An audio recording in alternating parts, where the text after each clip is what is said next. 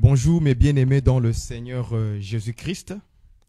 Nous sommes encore une fois en ligne pour venir partager avec vous l'exhortation de ce jour.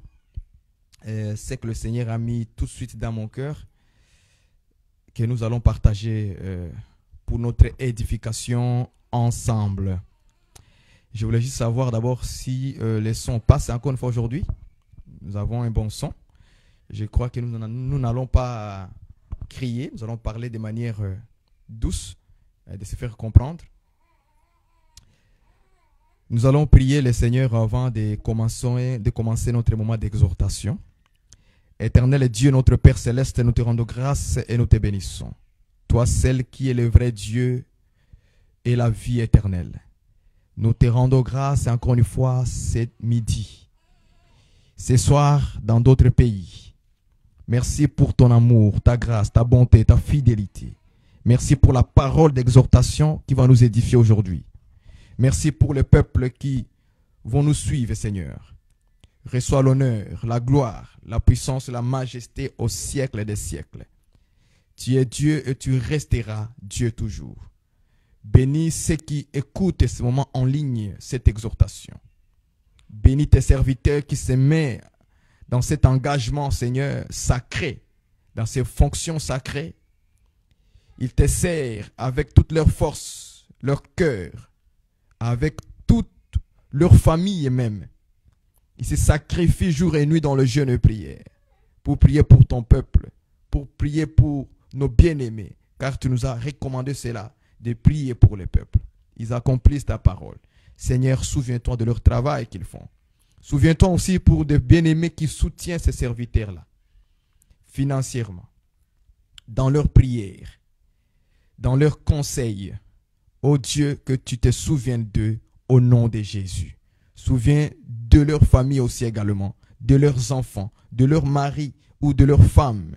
Seigneur notre Dieu, soutiens-les dans ce combat, tous les jours de leur vie, Seigneur Jésus. Que ta main soit sur leur maison, au nom de Jésus-Christ. Ainsi nous avons prié. Amina. Que le Seigneur soit béni encore une fois aujourd'hui, bien-aimés dans le Seigneur. Comme nous vous avions dit que nous aurons chaque jour en midi, nous serons en ligne pour partager avec tous nos bien-aimés qui sont loin, qui sont en Afrique, qui sont en Europe, qui sont en Océanie. Venir partager avec eux, même tous ceux qui sont autour du Canada, de partager avec eux la parole de Dieu. Parce qu'il y a eu un temps où j'avais arrêté de venir exhorter les gens sur les différentes sortes d'ennemis selon les Écritures. Là, nous reprenons encore nos exhortations et nos enseignements pour continuer nos études bibliques. Donc aujourd'hui, nous avons le thème sur, nous sommes toujours sur la mort, mais nous allons parler de la mort un peu différemment aujourd'hui. Nous allons essayer d'exhorter nos bien-aimés de frères et sœurs les pourquoi il faut mourir aussi en soi. C'est ça que j'appelle la mort en soi-même. Même si tu es vivant ou vivante, tu dois quand même connaître que tu dois aussi mourir. Il y a beaucoup d'avantages dans la mort en soi. Il y a d'avantages dans la mort en soi. Il y a des bénéfices dans la mort en soi.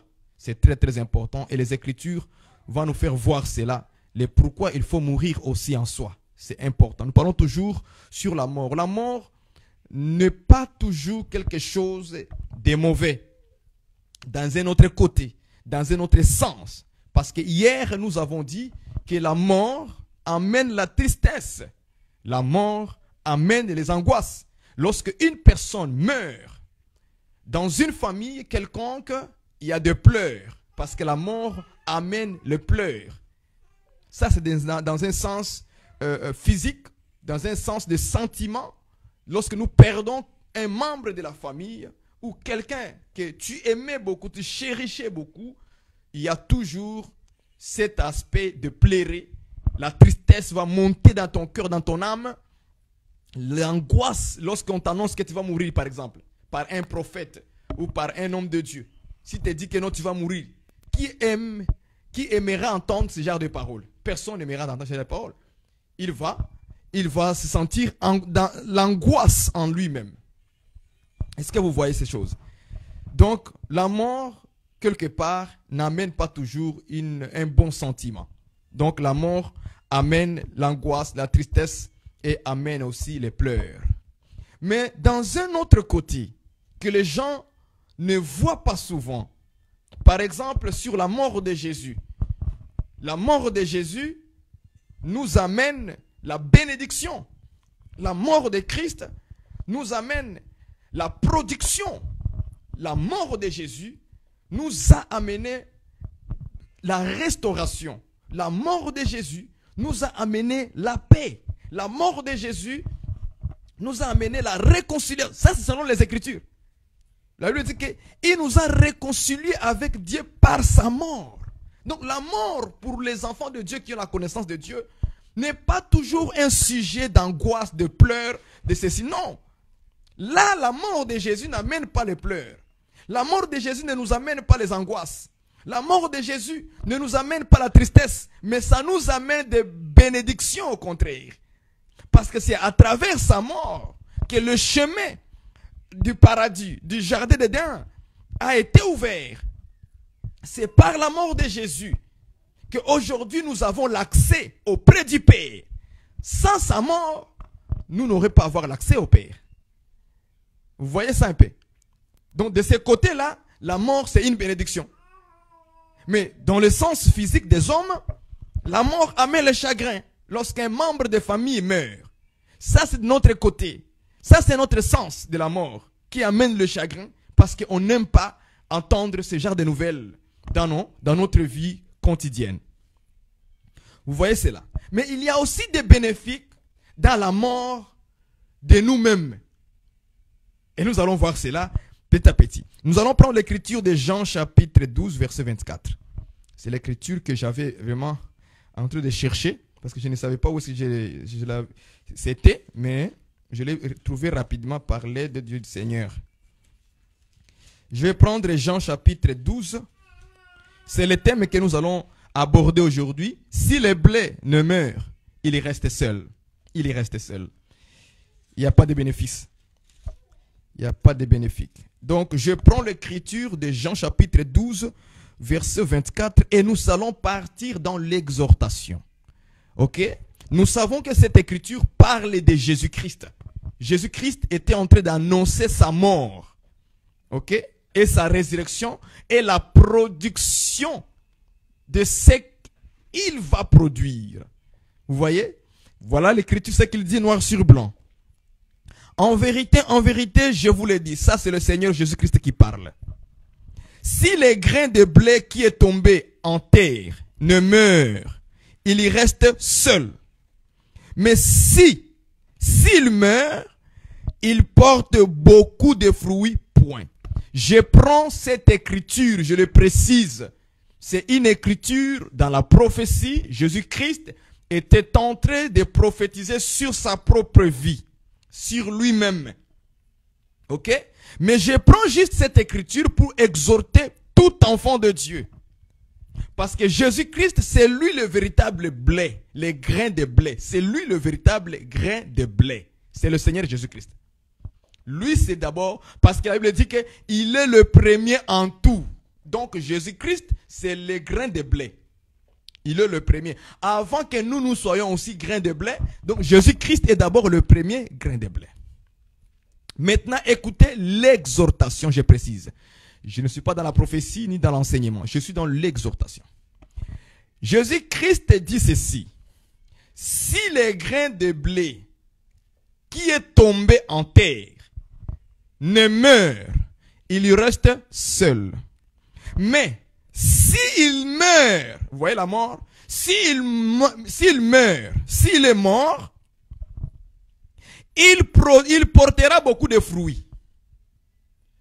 Vous voyez, l'avantage ici de la mort du grain de blé, c'est que lorsqu'il va pousser, il poussera avec beaucoup de fruits. Est-ce que vous me comprenez? C'est ça l'avantage de mourir de ces blés-là. Si le blé qui est tombé à terre ne meurt, il reste seul. Il va rester comment? Seul, n'est-ce pas? Mais s'il meurt, il va faire quoi? Il va produire beaucoup de fruits. Il portera beaucoup de fruits. Est-ce que vous comprenez ces choses, frère? Donc, nous allons voir aussi que les enfants de Dieu sont considérés comme des blés. Je prends avec vous Matthieu 13. Vous allez voir ça. Prenez avec vous Matthieu 13. Si vous avez votre Bible aujourd'hui, prenez votre Bible, suivez-moi attentivement. Attentivement. Je prends Matthieu 13 au verset 38. Jésus donne l'interprétation sur la parabole des livrets et le blé. Il donne la réponse, il dit, les champs, c'est le monde. La bonne sémence, ce sont le fils du royaume. La bonne sémence, ce sont le fils du royaume. Or, quand vous lisez le verset 24 de Matthieu 13, Jésus d'abord a dit la parabole. Il dit ceci. Il leur proposa une autre parabole. Et il dit, le royaume des cieux est semblable à un homme qui a sémé une bonne sémence dans son champ. Mais pendant que les gens dormaient, son ennemi vint, sémant les livrets parmi les blés. Vous avez vu ça?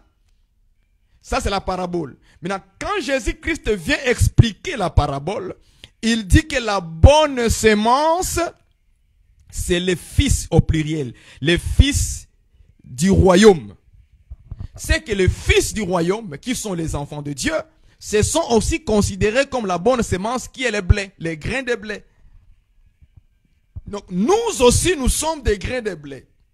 Et nous pouvons aussi nous inspirer de cette parole que Jésus-Christ a dit ici. On peut s'inspirer aussi de ça. On peut s'exhorter aussi comment nous devons aussi produire beaucoup de fruits en tant qu'un enfant de Dieu. Parfois, si nous ne produisons pas beaucoup de fruits dans nos vies, c'est tout simplement parce que nous ne sommes pas encore morts en soi. Il y a des membres en nous qui ne sont pas encore morts. Notre corps, notre chair n'est pas encore mort sur certaines choses. Voilà pourquoi nous n'arrivons pas à produire certains fruits. Est-ce que vous me comprenez ça? Car l'Écriture dit que si le blé qui est tombé à terre ne meurt, il reste seul. Voilà pourquoi beaucoup de gens restent seuls. C'est la raison pour laquelle vous allez voir que Adam, pour produire le fruit, il fallait qu'Adam puisse mourir. Parce que selon l'évangile que nous prêchons, l'évangile de Christ, l'évangile de Dieu, de la grâce, on nous fait voir dans les Écritures, selon les livres de Jean chapitre 11, que la mort est égale au sommeil. Donc quand nous voyons Adam dormir, Dieu le frappe d'un profond sommeil, nous comprenons que Adam était mort. Mais Adam, après avoir la chair va mourir, alors Adam va produire Ève. Est-ce que vous voyez? C'est la répétition de ce que Dieu a voulu nous faire voir. Donc Adam était aussi les grains de blé. Mais Adam devait mourir pour produire Ève. C'est ça les beaucoup de fruits selon Adam. Les beaucoup de fruits, c'est Ève. Et dans Ève se cache toute l'humanité. C'est la raison pour laquelle on interprète le nom de Ève comme étant la mère de tous les vivants. De tous les hommes sur la terre. Est-ce que vous comprenez ces choses, frères et sœurs? Donc, Ève, c'est un être semblable à Adam parce que c'est le blé produit le blé. Avez-vous déjà vu un blé qui produit banane? C'est qu'Ève aussi était les grains de blé. Parce qu'elle vient... Attends, on va lire l'écriture. On va lire 1 Corinthiens chapitre 11. 1 Corinthiens 11. Vous allez voir. Vous allez voir. C'est très, très, très facile. Je prends 1 Corinthiens 11. Ok. Nous allons lire l'écriture. Je pense que c'est au verset 8. En effet, l'homme n'a pas été tiré de la femme. Mais, écoutez, la femme a été tirée de l'homme. Vous avez vu ça? C'est la femme qui a été tirée de l'homme. Donc, comme la femme a été tirée du grain de blé qui est Adam, c'est que la femme aussi c'était le grain de blé. C'est la production. Est-ce que vous voyez ça? Maintenant, je chute dans l'exhortation.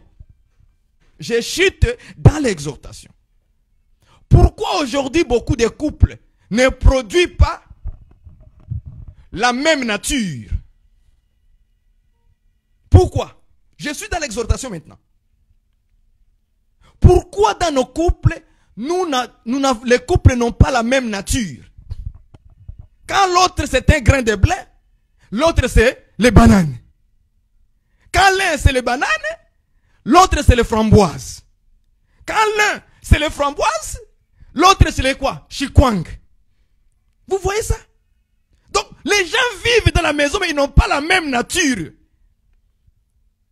Ce ne sont pas les mêmes grains. L'un c'est l'avocat, l'autre c'est papaye. Les grains de papaye. Il y aura des conflits, c'est sûr, certain que vous ne fonctionnerez pas comme il faut. Voilà pourquoi même dans un état spirituel, Jésus-Christ comme étant le véritable grain de blé, il ne doit que produire des grains de blé, la même nature comme lui. Ça, nous devons l'accepter. Mais pourquoi il a donné naissance au même grain de blé? Parce que d'abord, il était mort, enseveli. Jésus est mort d'abord en soi. Alors il a produit des grains de blé qui sommes vous et moi, les enfants de Dieu aujourd'hui. Aujourd'hui, tu peux t'appeler enfant de Dieu parce qu'il y a un homme qui est mort pour toi.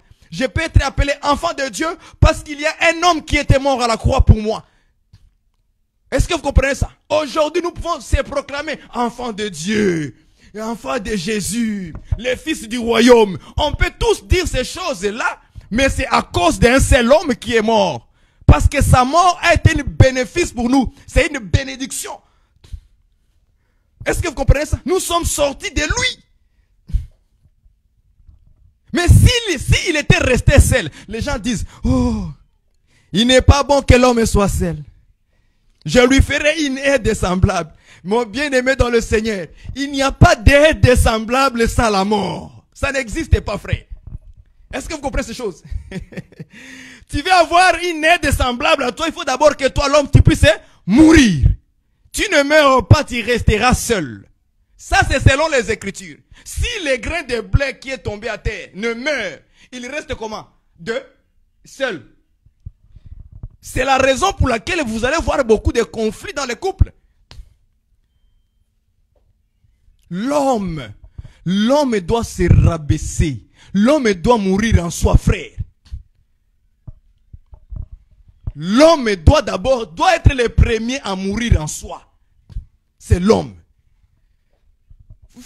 Il faut pas condamner la femme avant. D'abord, toi, tu te regardes. Je suis un enfant de Dieu. Mais pourquoi je n'arrive pas à vivre en paix avec ma femme, avec mes enfants, avec les gens, avec mon entourage? Pourquoi je n'arrive pas à vivre avec mon entourage dans la paix? Il y a des chrétiens comme ça. Il ne peut pas passer 2 ans, 3 ans, 4 ans sans avoir de conflits dans la communauté où il est. Il ne peut pas passer. Des gens viennent à l'église, mais avec un esprit de dispute. Il ne peut pas rester dans une église avec la paix. Non, non. 2 ans, 3 ans, 4 ans, 5 ans, non. Il faut qu'il crée des problèmes. Dès qu'il est dans l'église, une semaine après, le frère s'est bagarré avec le pasteur. Et il attend que Dieu le bénisse. Il n'est pas encore mort en soi. Frères et sœurs, l'écriture de Jésus, Jean 12, 24, est réelle. Si on ne meurt pas en soi, nous tous, on ne peut pas produire des fruits. Même chez les hommes de Dieu, la plupart des choses dans les églises, si les hommes de Dieu échouent dans le ministère, dans le service, les gens le quittent, c'est parce qu'ils ne sont pas encore morts en soi. Un leader, vous dites leader, mais tu n'es pas encore mort en soi. Tu dois mourir comme les grains de blé. Il y a des caprices de certains fidèles qu'on doit accepter. Frère, petit frère ceci, il traîne le pied. Tu dois accepter. Tu dois mourir. Tu ne dois pas te fâcher. Tu ne dois pas le critiquer. Tu ne dois pas parler du mal de lui. Ah, le frère là, il traîne le pied, Tu ne dois pas parler comme ça. Tu dois mourir en soi. Tu dois supporter. C'est ça, mourir en soi aussi. Tu acceptes. Frère, ma soeur, est-ce que vous pouvez faire le travail comme ça? Elle traîne le pied. Elle fait quand elle veut. Ok, il n'y a pas de problème. Je dois mourir en soi pour que je gagne cette personne. Beaucoup des ministres de Dieu, à cause de cela, ils sont en train de perdre beaucoup de fidèles dans les assemblées. Parce que ces gens-là, ce sont des bébés spirituels. Toi, homme de Dieu, tu devais être le premier à comprendre ce genre de choses. À comprendre chaque brebis qui est dans ton assemblée. Dans la localité là où tu es. Ça, c'est le travail des ministres. Voilà pourquoi l'Écriture dit, connais bien tes brebis. Dans Proverbe, c'est écrit comme ça. Connais bien tes brebis. C'est important de connaître les brebis. Quand tu sais que tel est faible dans ça, tel est faible dans ça, lui il est fort dans ça, oui, lui il maîtrise la parole. L'autre non, pas encore. Et tu sauras comment agir devant chaque personne. Connais bien vos brebis bien-aimés dans le Seigneur. Connais bien vos brebis, c'est une bonne chose. Ok, nous continuons. Donc Jésus-Christ dit, si les grains de blé ne meurent, si le grain de blé qui est tombé en terre ne meurt, reste seul. Comme je vous ai dit aussi, Adam aussi a répété ce que Jésus a dit. Adam avait fait ce que Jésus avait dit. Que si je reste seul comme ça, parce que c'est Dieu qui avait vu ça, je lui ferai une aide semblable. Mais comment? Il faut qu'il meure. J'exhorte un peu les sœurs qui veulent se marier. Mon frère qui veut se marier. Écoutez-moi très bien, frères et sœurs. C'est bien beau de se marier. Le mariage vient de Dieu. C'est une institution de Dieu. C'est la volonté de Dieu aussi. Que les gens se marient, se multiplient sur la terre. Mais en tant que les enfants de Dieu, nous n'avons pas la même méthode comme le monde de se marier. Nous n'avons pas les mêmes pensées comme le monde pour se marier. On n'a pas les mêmes pensées. Nous, on se marie selon le Seigneur. Vous voyez ça? On ne se marie pas selon le monde. Non, non. On se marie selon les Écritures, selon la parole de Dieu. Lorsqu'un frère qui est célibataire grandit avec cette connaissance de la parole, lorsque la sœur qui est dans le Seigneur grandit avec cette connaissance de la parole, elle ne fera pas de bêtises comme le monde les font. Elle ne se laissera pas aller. Parce qu'elle sait ou il sait que pour que je puisse obtenir les grains de blé qui me ressemblent, il faut d'abord que moi-même aussi, je puisse mourir en soi. Tu dois mourir, mon frère. Tu veux avoir quelqu'un qui va t'aimer. D'abord toi. Regarde-toi d'abord. Est-ce que tu es mort en toi-même? Est-ce que toi-même tu produis beaucoup de fruits? Est-ce que tu produis des bonnes œuvres? Pour que tu puisses avoir quelqu'un qui ressemble à ces œuvres-là. Qui te ressemble à la même nature. C'est pourquoi il dit que mariez-vous dans le Seigneur. Ça veut dire quoi, marier dans le Seigneur? C'est-à-dire prendre la même sémence. C'est ça, c'est marier dans le Seigneur. Nous, on ne se marie pas comme le monde. Oh, parce que je suis Moulouba. Et les Moulouba, on se marie. Tu t'es marié comme le monde. Oh, je me marie parce que c'est quelqu'un qui vient de notre village. Tu t'es marié comme le monde, pas comme le Seigneur. Parce que dans le Seigneur, un blanc avec un noir peuvent se marier. S'ils sont tous dans le Seigneur, ça veut dire dans la parole. Est-ce que vous voyez ça? Nous nous marions dans la parole. La sœur est dans la parole, mon frère est dans la parole. Nous nous marions. Même si c'est un Moulouba avec un Mouswahili. Même si c'est une Rwandaise avec un Congolais. Je suis désolé de vous le dire. Ça c'est la parole. Même si c'est un Canadien avec un Américain. Un Américain avec un Chinois ou bien une Chinoise. Dans la parole, si les deux sont dans la parole, dans le Seigneur, c'est marié. C'est ok. La parole donne le chemin.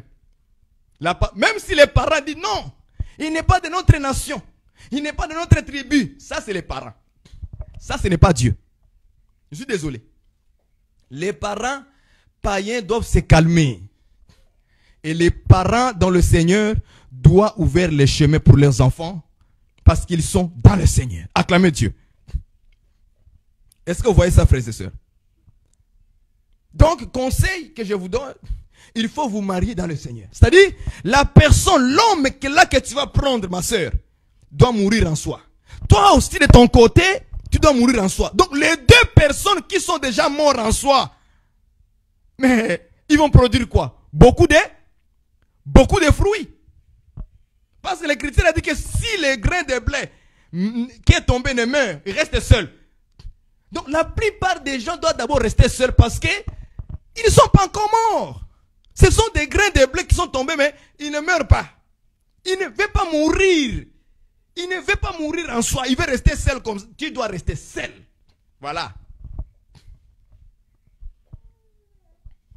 Tu vas aller créer les problèmes à la sœur. Oui, ma sœur. Tu vas aller créer les problèmes au frère. Dans le foyer maintenant. Avec un caractère mauvais. Un comportement dur. Pour rien. Non, je vous conseille d'abord de mourir. Acceptez que vous soyez le grain de blé qui est tombé et qui doit mourir. Mais mourir en quoi? On va trouver ça à mourir. Parce que c'est une exhortation aujourd'hui. Mourir en quoi? Hein, les grains de blé. Il faut mourir, grain de blé. Hein? Parce que l'objectif, c'est que tu portes beaucoup de fruits, de bonnes œuvres. Hein? Que tu portes des œuvres de la justice. Des œuvres. Lorsque ton mari te regarde et lui dit, hey! Oh là là! Seigneur, merci de m'avoir donné une telle femme. Quand la femme regarde son mari et dit, waouh!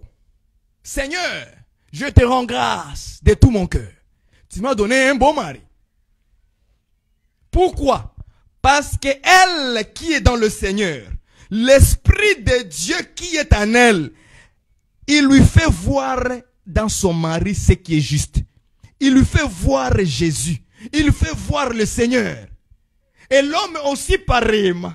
Comme l'Esprit de Dieu est en lui, il fait voir à sa femme, regarde Jésus-Christ. Regarde les bonnes œuvres. Regarde comment Jésus se manifeste en elle. Donc vous deux, vous voyez là le Seigneur qui se manifeste en vous. Quelle joie sera dans votre couple, dans votre foyer. Est-ce que vous comprenez ces choses? Est-ce que vous me saisissez? À ce moment-là, vous allez voir que même dans la maison, ce sont des grains, des blés qui sont morts. Et quand ils ont poussé, ils ont produit beaucoup de fruits. Les fruits d'amour. Quand la Bible dit, Marie aimait chacun sa femme. L'homme, elle a pris de la parole.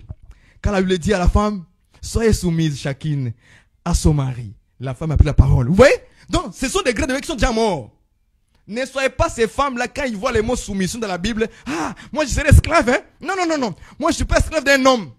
Comprends que cette sœur-là a un problème. Il n'est pas encore morte. Elle n'est pas encore morte. Elle est encore vivante selon la chair. Elle se laisse entraîner par les pensées charnelles et non par l'esprit. Or, elle doit penser comme l'esprit pense. Elle doit avoir les pensées de Dieu. La soumission, ce n'est pas écraser. La soumission, ce n'est pas être esclave. La soumission, ce n'est pas je ne sais pas qui moi. Mais la soumission, c'est écouter ce qui est dans l'homme. La soumission, c'est écouter ce qui est dans l'homme. C'est ça la bonne compréhension. Si ton mari a la parole, mais il va t'enseigner la parole. Il va te dire que la parole. Et toi, quand tu entends la parole de Dieu qui sort, tu dis quoi? Amen. C'est ça la soumission. On n'a pas dit que ton mari doit t'écraser. C'est pas. Moi, j'ai dit, hein.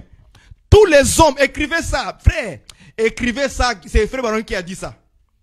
Par l'Esprit de Dieu. Si un homme frappe, si un frère frappe sa femme, il n'ira pas au ciel. Écrivez ça dans votre page. Écrivez. Je vous mets au défi. Écrivez-les. Si un frère frappe une sœur dans le Seigneur, attends-toi que le Seigneur va te gifler. Tu vas savoir, les frères qui frappent les femmes, vous n'hériterez pas le royaume des cieux. C'est moi qui l'ai dit, par l'Esprit de Dieu. Et je ne mens pas. Devant le Seigneur. Si tu lèves ta main seulement pour la frapper, attends-toi que le Seigneur va te retourner notre gifle. Et si tu continues, tu n'hériteras pas le royaume. Je dis la vérité. Parce que le pleur de ta femme monte vers le Seigneur, jour et nuit. Dieu attend son cri. Attends-toi un jour, toi aussi. Il va te gifler dans la vie et tu vas sentir. Parce que parfois, quand vous venez avec vos bêtises de péché dans les églises, Dieu vous laisse comme ça. Il y a eu des morts dans l'église de Jérusalem. Anani et Saphira. À cause des mensonges seulement. Dieu les a frappés des morts. Beaucoup vont commencer à mourir à cause de l'impolitesse à Dieu. On ne frappe pas une fille de Sarah. On ne frappe pas sa sœur. Parce que la Bible nous enseigne que la femme d'un serviteur de Dieu, c'est sa sœur. C'est pourquoi Salomon a appelé sa femme ma sœur, ma fiancée. Ma sœur, ma femme. En même temps, c'est ta sœur en Christ. Tu la touches, Dieu va te toucher. Tu vas sentir. La plupart des hommes aujourd'hui, leur vie ne va pas bien. Progression financière, il n'y en a pas. La vie est dure pour lui. Pourquoi? Parce qu'il ne passe le temps à critiquer sa femme. À parler du mal sur sa femme. À le maltraiter à la maison. À même le gifler. Et il pense que le ciel lui sera ouvert comme ça là. Avec les dents ouvertes. Non, non, non, non. Dieu n'est pas content de ces choses. Je vous avertis.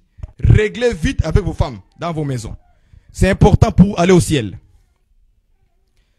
Donc, l'écriture de Jean 12, 24 est réelle dans l'exhortation. Nous devons aussi mourir pour produire beaucoup de fruits. Tu ne meurs pas en toi-même, tu restes seul, sans fruits. Ça veut dire, rester seul, ça veut dire sans Ève. Tu vas rester sans Ève. Parce que tu n'as pas de bons fruits. Tu vas rester seul. Parce que beaucoup ne veulent pas écouter. Les oreilles sont dures. Oh non, oh non. Non quoi, meurs d'abord toi-même.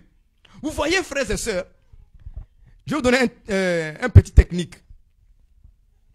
Regardez.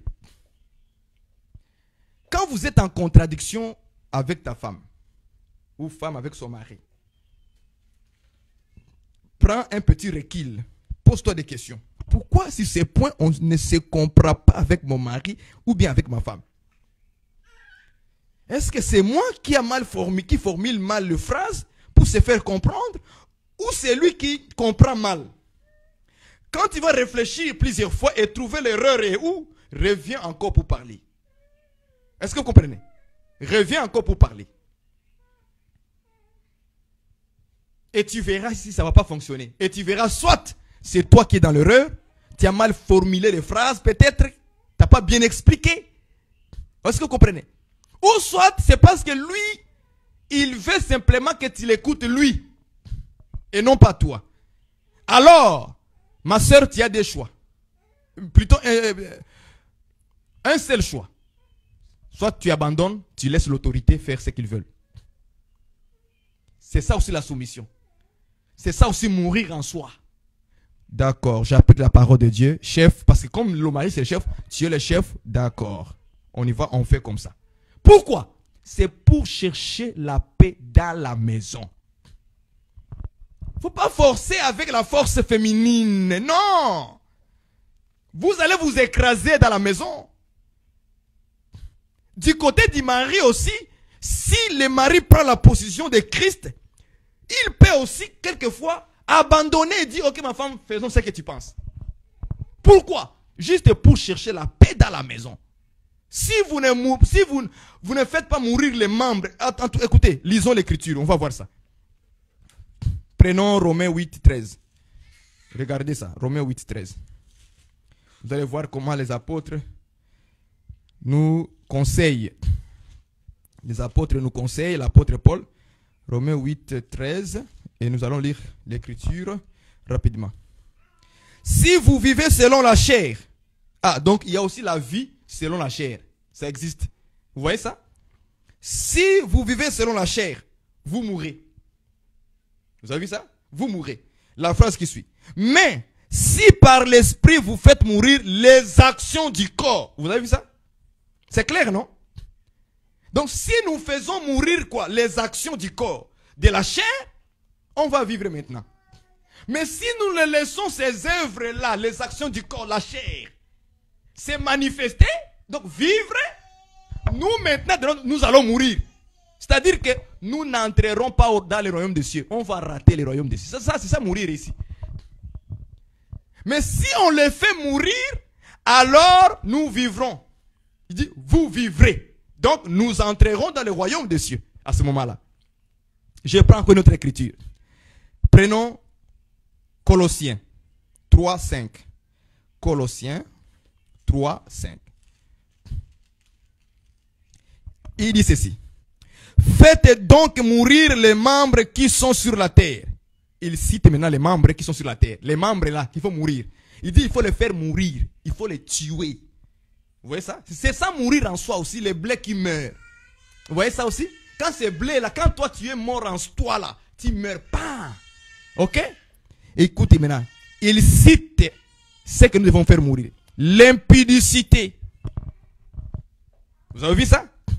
L'impudicité, c'est quelque chose qui est impur. L'impudicité, virgule, l'impureté. Mais comment toi tu es à la maison avec ta femme? Tu peux passer le temps à regarder la pornographie sur le téléphone. Comment ça se fait?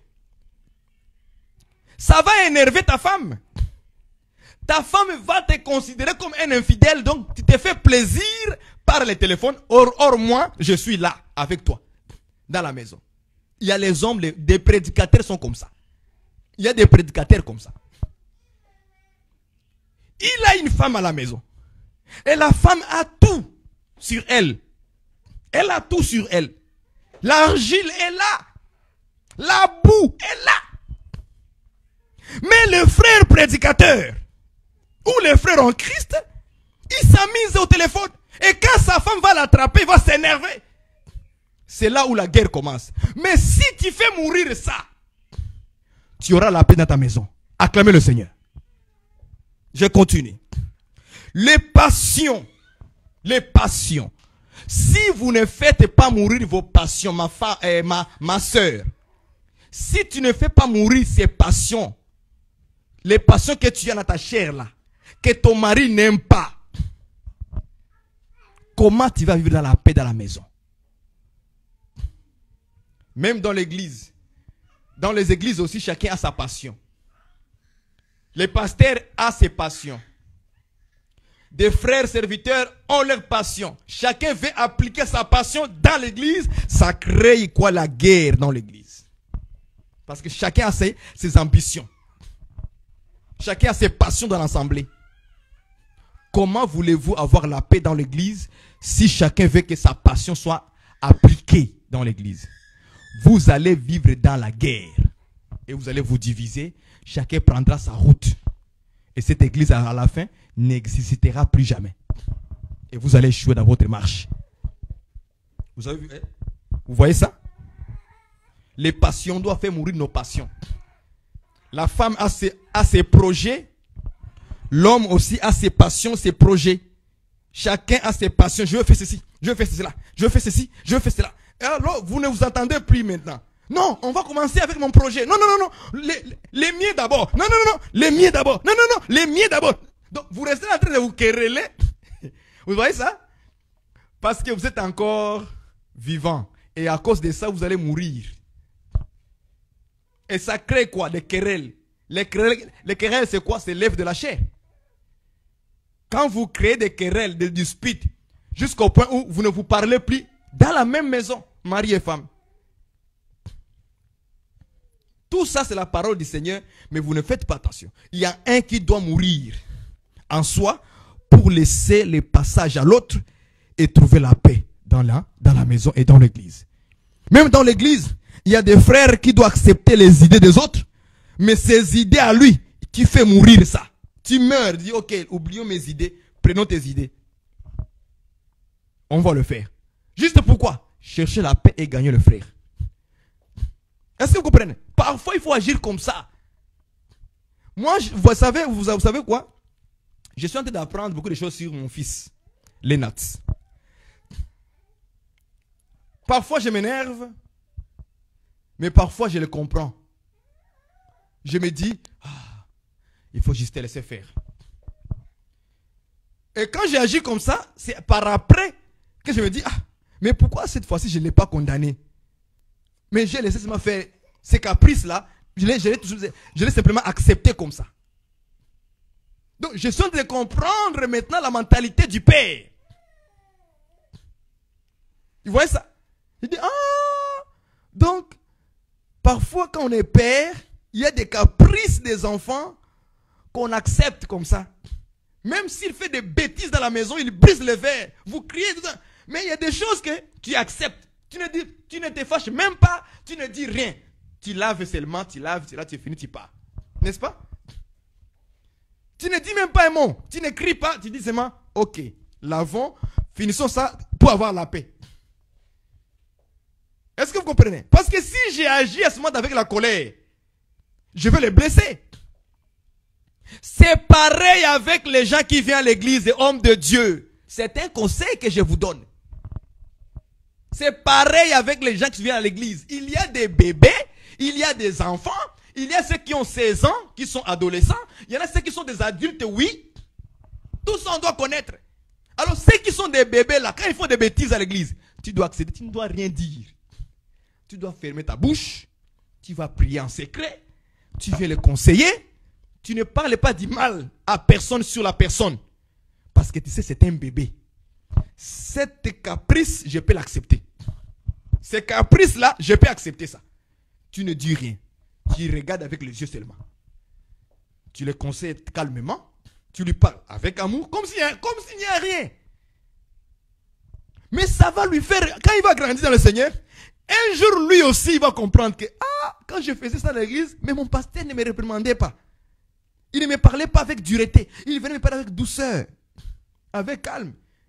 Mais il priait pour toi en secret. Seigneur Jésus, regarde le frère Tamboué. Regarde les frères qui l'ont goûté. Seigneur, regarde. Regarde la sœur Isale. Regarde la sœur Moustafani. Est-ce que vous voyez ça? C'est important. C'est important. Tous ces systèmes-là, on doit les comprendre pour vivre dans la poupe. Il faut mourir en soi, mon frère, pour produire beaucoup de fruits. Tu vas avoir beaucoup de membres de l'église, beaucoup de fruits, beaucoup de gens. Pasteur, meurs en toi-même d'abord. Comportement changé. Caractère change. Dans la société, quand on te voit, on dit oui, ça c'est un homme de Dieu qu'on respecte dans la ville de Grimby, dans la ville de Montréal, dans la ville à Paris, à Goma, à Kinshasa. Quand on te voit seulement dans la ville, on dit ça c'est un homme de Dieu. Pourquoi? Parce que toi tu es déjà mort en toi-même. Tu ne fais que produire des bons fruits dans la ville, au travail là où tu es. Mais quand dans la ville on dit hé, motei oyo, aza terrible. C'est-à-dire, hé, ce prédicateur-là, il est terrible.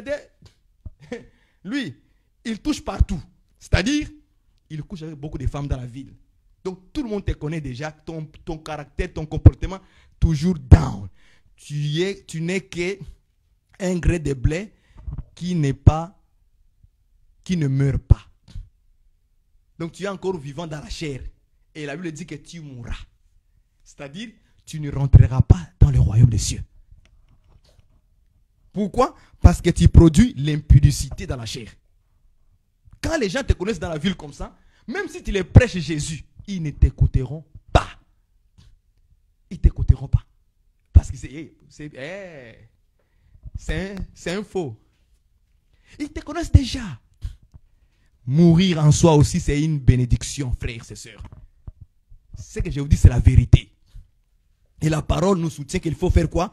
Mourir les membres qui sont sur la terre. Donc, les membres de la chair. Je prends encore, je pense, dernier verset. Non, je dois d'abord, je dois continuer. Colossiens 3, verset 5.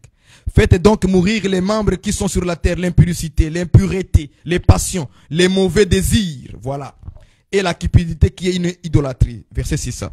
C'est à cause de ces choses que la colère de Dieu vient sur le fils de la rébellion, parmi lesquels vous marchiez autrefois, lorsque vous viviez dans ces péchés. Verset 8. Mais maintenant, renoncez, voilà. Renoncez à toutes ces choses, la colère, l'animosité, la méchanceté, la calomnie, les paroles déshonnêtes qui pourront sortir de votre bouche. Ne mentez pas les uns aux autres, vous étant dépouillés du vieil homme et de ses œuvres, et ayant revêtu l'homme nouveau, qui se renouvelle dans la connaissance selon l'image de celui qui l'a créé. Ça, c'est la parole. Et nous devons dire, Amen Seigneur, donne-moi la force pour pratiquer ça. Pour que je meure en moi-même, pour que je produise beaucoup de fruits. Donc, chaque fidèle, chaque membre du corps de Christ doit s'examiner de voir s'il est mort comme le grain de blé. Si tu n'es pas mort, c'est-à-dire tu restes seul, bien-aimé dans le Seigneur. Spirituellement, tu restes sans fruits, sans les bonnes œuvres, sans la pratique de la parole de Dieu. Alors nous devons nous examiner nous tous et nous revoir là-dessus. Si réellement les membres qui sont sur la terre, dans ma chair, sont déjà morts. L'impudicité par exemple, la colère, on a cité la colère, il dit renoncer à toutes ces choses. La colère, l'animosité, la méchanceté. Il faut que nous renoncions à toutes ces choses. Mourir en soi aussi, c'est une bénédiction, frère. Il faut des choses qu'il faut accepter dans la vie. Mais il faut d'abord mourir pour avoir accepté tel caprice de telle chose. Dans la famille, exactement. Sur les enfants, tes enfants sont durs à comprendre. Ils sont compliqués. Oui, ils sont compliqués. Mais parfois, toi-même aussi, il faut regarder quel caractère tu les amènes. Quand tu amènes le caractère de la colère, tous les jours, papa est fâché, or il est chrétien. Tous les jours, maman est fâchée, or elle est chrétienne. Mais la colère va te dominer et la colère va créer beaucoup de problèmes entre la relation entre toi et tes enfants. Tout en colère, ça crée la division entre les parents et les enfants. Les enfants, ils n'aiment pas ça. Papa est en colère, il crie tout le temps, maman la même chose. Mais quand tu es à l'église, alléluia, amen, alléluia, amen, yo, yo, yo, yo. Maman fidèle, donc c'est elle qui est la sainte femme. Elle danse, elle loue le Seigneur. Mais quand elle est à la maison, quand il est à la maison, ce sont des papas, des parents méchants. Parce qu'on nous parle ici de la méchanceté. Il dit renoncer à la méchanceté. Papa à la maison, c'est un méchant homme. Maman à la maison, c'est une méchante maman. Elle ne fait que crier, graisser sur les enfants. Matin, midi, soir. Les enfants n'ont plus la paix. Quand les enfants vont avec vous à l'église, ils savent bien que papa et maman à la maison ne pratiquent pas la parole. Ils savent ça, les enfants. Mais ils ferment leur bouche parce qu'à l'église, ils ne veulent pas trop vous faire Vous savez, les enfants sont comme ça. Ça, c'est un secret, je dis aux parents.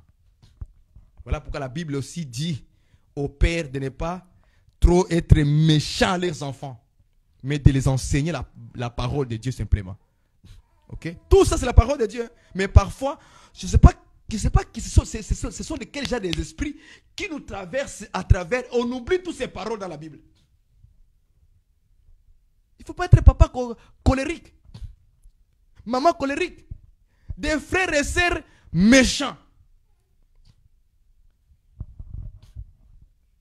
On parle même de la calomnie, des paroles déshonnêtes. On ne passe que le temps à se calomnier entre nous. Et nous voulons produire beaucoup de fruits comment? On n'est pas encore mort en soi. Cherchons à faire mourir les membres de nos corps. Que nous puissions tomber comme les grains de blé et mourir maintenant. Et lorsqu'on va sortir comme ça, on verra, il a produit beaucoup de fruits. Il a produit la paix quelque part. Il a produit la sainteté quelque part. Il a produit la bonne manière de répondre aux gens. Il a produit l'habillement, comme l'Écriture le dit. Parce que les sœurs ont de la difficulté là-dessus sur le vêtement. Le diable travaille beaucoup, hein. Il travaille beaucoup. Ah, la sœur qui était habillée comme ça, elle a commencé à produire maintenant une bonne manière de s'habiller, comme une femme qui s'est revêtue de la décence, la pudeur, la modestie. Ne sépare ni d'or, ni de perles, ni de bijoux, ni tout ça là. Non. Elle n'est plus dedans. Parce que là, maintenant, elle commence à produire la parole. L'homme qui a commencé maintenant à aimer sa femme, selon les Écritures, il commence à produire la parole. La femme, pareillement. Dans l'église, les frères qui se combattaient, qui se querellaient, commencent à être dans la paix, ils s'embrassent. Ils commencent à produire la parole. Les pasteurs étaient toujours méchants avec les fidèles. Ils commencent à produire la parole. Ils vont commencer à s'embrasser dans l'église. Vous voyez ça? Parce que maintenant, chacun de nous commence à dire, je dois mourir en soi. Je dois accepter mon frère, ma soeur du royaume. Quand tu regardes ton frère, qu'est-ce que tu dis de lui? Calomnie simplement. Quand tu me regardes toi-même, moi là, là-bas chez vous, là vous êtes là-bas, en France, en Europe, partout en Afrique. Qu'est-ce que vous dites de moi quand moi je ne suis pas en ligne? Moi je ne sais pas, mais toi tu connais. Que Dieu vous bénisse. Qu'il bénisse encore une fois la parole. Que nous allons prier, que le Seigneur nous accorde la force de mourir en soi comme les grains de blé. Et que nous puissions produire beaucoup de fruits selon la parole. Prions au nom de Jésus-Christ. Éternel Dieu, notre Père Céleste, nous te rendons grâce. Nous te bénissons, Seigneur, pour cette parole que tu viens de nous donner encore une fois cet après-midi. Merci, Seigneur Jésus, toi qui nous fortifies, nous instruis encore une fois. Merci, mon Dieu, mon roi. Ô Père, brise-nous encore une fois davantage. Brise notre orgueil en nous. Brise l'arrogance, Seigneur, et amène-nous à l'humilité, Seigneur, notre Dieu. Brise les membres qui se manifestent dans notre chair, qui nous entraînent dans le péché, qui nous entraînent dans l'impudicité, qui nous entraînent dans les mauvais désirs, qui nous entraînent dans les calomnies, qui nous entraînent dans la débauche, dans l'impureté, dans le mensonge, dans la colère, dans la médisance. Seigneur, brise-nous davantage que nous puissions produire les fruits dignes de la repentance. Seigneur, brise-nous encore. Brise mon frère, brise ma soeur, brise l'homme de Dieu, brise tes serviteurs qui sont devant tous les jours pour enseigner ton peuple. Brise-les, Seigneur notre Dieu. Comme tu l'as dit, qu'ils soient les modèles pour les fidèles, Seigneur. Nous te prions de nous briser, ô notre Dieu. Brise mon frère, il a besoin de toi. Brise ma soeur, elle a besoin de toi. Parce qu'il ou elle veut un jour se marier. Mais brise-les, Seigneur notre Dieu. Les membres charnels qui peuvent amener les troubles dans leur couple ces jours-là. Brise-les, Seigneur. Au nom de Jésus. Ainsi nous avons prié. Amen. Continuez à prier de cette manière dans vos maisons. Que Dieu vous bénisse. On se retrouve encore une fois par la grâce de Dieu demain, même heure, 20h en France et quelque part en Afrique, midi, heure de Montréal. Soyez bénis et à la prochaine. Bye bye.